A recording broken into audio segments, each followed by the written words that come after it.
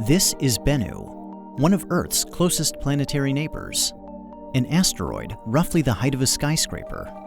A remnant from the dawn of the solar system made of carbon-rich rocks and boulders. And since late 2018, the place that NASA's OSIRIS-REx mission has called home. When OSIRIS-REx arrived, it began wrapping Bennu in a complex web of observations, starting with a preliminary survey of its size, shape, mass, and spin. On New Year's Eve, OSIRIS-REx was captured into orbit by Bennu's minuscule gravity, making it the smallest world ever to be orbited by a spacecraft. In early 2019, it broke orbit to conduct a detailed survey. A series of sweeping passes allowed OSIRIS-REx to study geological features at different latitudes and times of day, enabling stereo imaging and landmark-based navigation.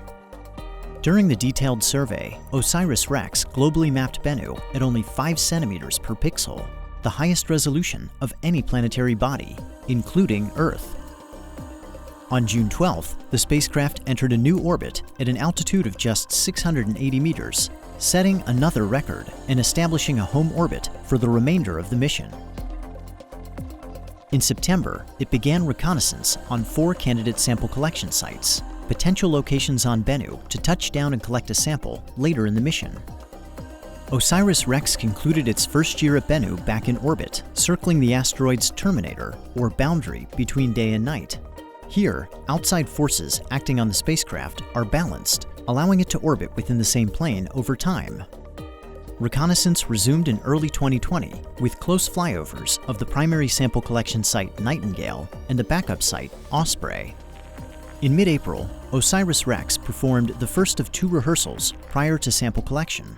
It navigated to a predetermined checkpoint about 125 meters above Bennu, then descended to within 65 meters before backing away. After the checkpoint rehearsal, OSIRIS-REx flew one final reconnaissance sortie over Site Osprey.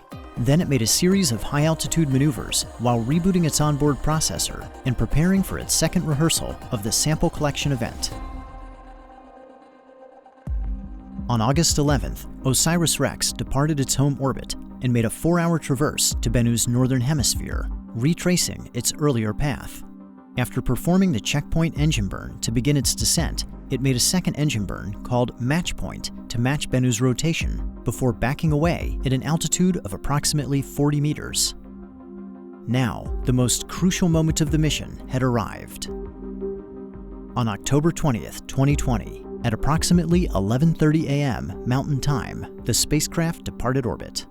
A few hours before, mission controllers on Earth had sent the commands for the touch-and-go sample collection maneuver, or TAG. As they watched with anticipation, OSIRIS-REx steered itself to sample site Nightingale, maneuvering toward the small crater at the walking pace of a spider. At 4:11 p.m., the mission received confirmation. OSIRIS-REx had touched down and collected its sample. Following TAG, the spacecraft drifted to a safe distance away from Bennu. By the end of October, mission controllers determined that it had exceeded its goal of collecting 60 grams of asteroid material. They directed it to stow the sample in preparation for return to Earth.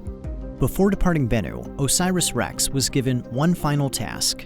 On April 7th, it flew over Site Nightingale to observe how the sample collection event had changed the surface.